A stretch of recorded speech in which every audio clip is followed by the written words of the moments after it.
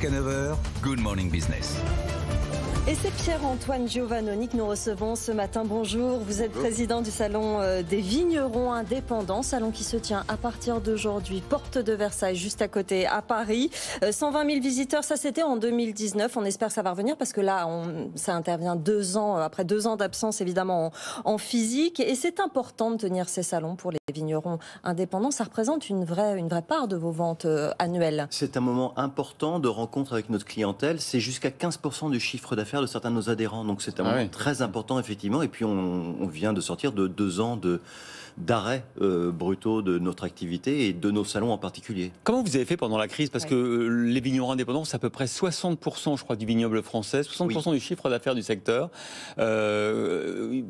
Beaucoup de vignerons n'étaient pas forcément digitalisés ou numérisés avant la crise. Comment vous avez fait pour continuer à vendre, fidéliser une clientèle qui vous connaissait?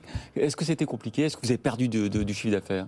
C'est effectivement 7000 vignerons sur toute la France, hommes et femmes, beaucoup de femmes, hein. Un tiers des vignerons sont des femmes en réalité dans nos rangs. C'est mieux que la French Tech, vous faites beaucoup mieux.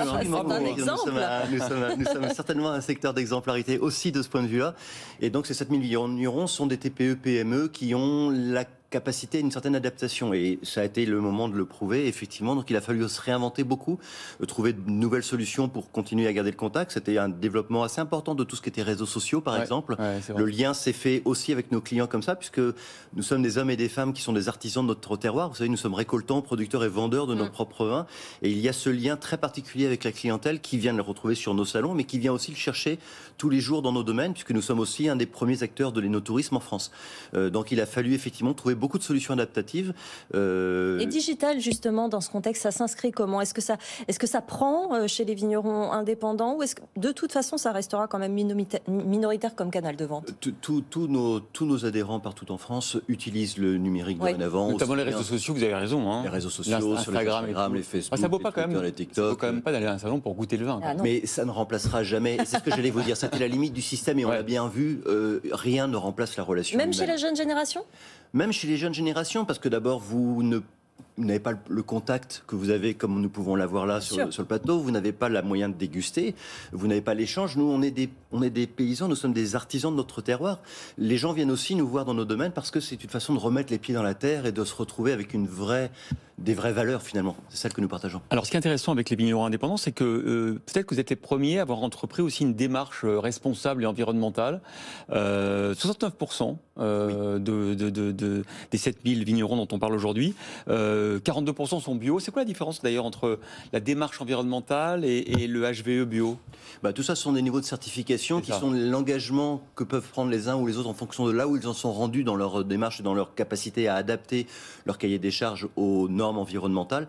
Donc il est difficile de les classifier ou de les mettre en premier ou en deuxième, mais en tout cas ce qui est important, c'est de retenir qu'effectivement nous sommes déjà au-delà des chiffres du Grenelle de l'environnement en termes d'engagement, parce qu'encore une fois nous avons cette capacité dans notre entreprise à nous adapter très vite pour répondre aux attentes du public, parce que nous l'avons en face de nous tout de suite. Et on le voit bien sur les salons, les gens viennent chercher effectivement aussi ce facteur de réassurance dans nos pratiques et dans nos traçabilité. Quel est l'avenir? Alors il y a effectivement cette demande de la clientèle qui évolue, ces normes qui évoluent également, mais les défis climatiques aussi, vous avez été très touchés dernièrement. Comment on évolue dans les 5 prochaines années? Comment le secteur va évoluer? Avec quelles innovations? Sur quoi vous travaillez?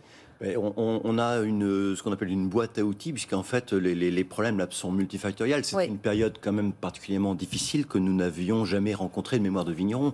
On sort d'une crise historique Covid que personne n'avait pu envisager jusqu'à maintenant. Et puis nous sommes aux premières loges, nous, du réchauffement climatique et des aléas que ça entraîne. Nous avons perdu cette année quasiment 30% de la récolte sur l'ensemble du territoire viticole français, ce qui est très important, parce que vous imaginez qu'on parle du rebond, on parle du dynamisme de nos entreprises, et effectivement de l'attente du public qui vient nous retrouver, on en est très heureux. Pour autant, on va avoir un phénomène mécanique de perte de rendement et donc de perte de chiffre d'affaires qui va nous mettre dans un état de tenaille, puisque une des méthodes adaptatives a été d'utiliser les outils dont on a pu bénéficier, par exemple, les PGE qui ont été accordés par l'État, mais il va falloir les rembourser, ces PGE. Or là, on a structurellement un trou dans la caisse qui fait que nous avons des attentes et des craintes par rapport à cette fameuse reprise. On va avoir à un moment donné le besoin de rembourser les prêts qui ont été faits et de continuer d'assumer nos charges et la culture de la vigne qui ne s'arrête jamais. Mais alors du coup, vous attendez de nouvelles aides ou alors vous-même, vous travaillez sur des solutions? Eh bien, il y a plusieurs solutions. Il y a toutes les réserves interprofessionnelles, il y a les réserves de trésorerie que chacun essaye de mettre de son côté. Il y a des outils qui sont par exemple des systèmes d'éolien chauffants qui vont permettre d'essayer de limiter les risques de pertes climatiques. Donc tout ça, ce sont plein d'outils qu'on essaye de mettre en place pour pallier aux difficultés que nous rencontrons de plus en plus. Encore une question sur les grandes tendances du marché. Est-ce qu'on continue vers l'internationalisation du marketing, c'est-à-dire promouvoir plutôt des cépages que des appellations, que des domaines?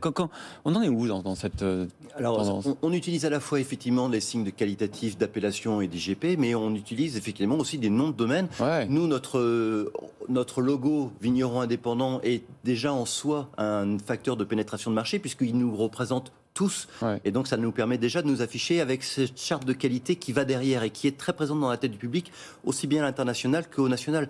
80% de nos entreprises exportent actuellement partout dans le monde en fait les vins français. Eh bien merci beaucoup Pierre-Antoine Giovannoni, vice-président de la Confédération nationale des vignerons indépendants. Je rappelle ce salon qui se tient à partir d'aujourd'hui, Porte de Versailles. Je sais que Sandra a déjà noté que ça ouvrait à 10h. Jusqu'à dimanche. Et on vous y attend jusqu'à dimanche avec plaisir. Merci beaucoup, merci d'être passé sur notre plateau.